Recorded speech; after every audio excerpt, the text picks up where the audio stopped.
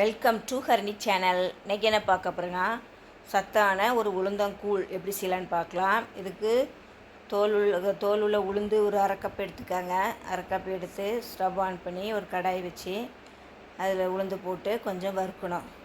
லேசாக தான் வறுக்கணும், ரொம்ப வறுக்கக்கூடாது. ஒரு பச்சை வாசனை போனோன்னா உளுந்து வாசம் வரும், அந்த வாசம் வருதுன்னு லேசாக வறுக்கணும். வறுத்துட்டு இதை எடுத்து வேறு பிளேட்டில் மாற்றி இதை ஆற வச்சுட்டு அது கூட 2 ஏலக்காயும் 4 பாதாம் பருப்பும் போட்டு மிக்ஸி ஜாரில் போட்டு இதை நல்லா பொடிக்கணும்.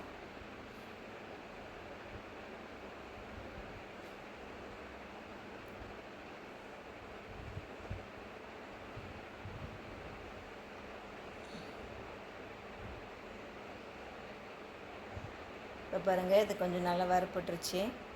இது வறுத்தது போதும், இனிமேல் இதை எடுத்துடலாம்.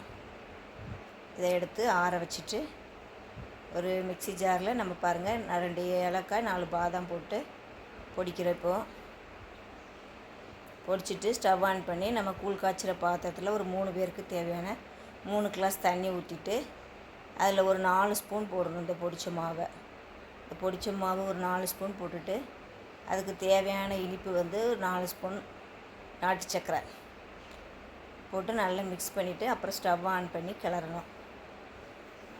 கிளறிட்டே இருக்கணும். லேசாக வெந்த உடனே கொஞ்சம் தண்ணியாக இருக்கிறது கெட்டியாகும் லேசாக. அப்போ மாவு வெந்துருச்சுன்னு அர்த்தம். அதுக்கப்புறம் நம்ம துருவின தேங்காயை போட்டு இறக்கிடலாம்.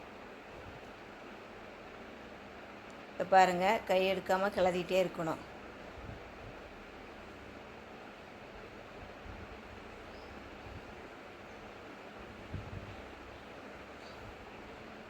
இனிப்புக்கு தேவையான வந்து நாட்டு சக்கரை 4 ஸ்பூன் போட்டோம். ஒரு 5 நிமிஷம் விடாமல் இப்படி கிளறிட்டே இருக்கணும்.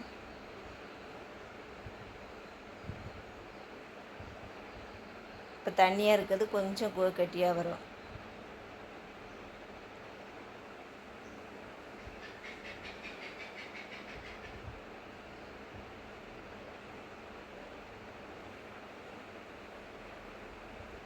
இப்போ பாருங்கள், நல்லா கட்டியாக வந்துருச்சு. இப்போது நம்ம துருவி வச்ச தேங்காய் அதை போட்டுட்டு ஒரு கிளறிட்டு இறக்கி வச்சிட வேண்டியதான்.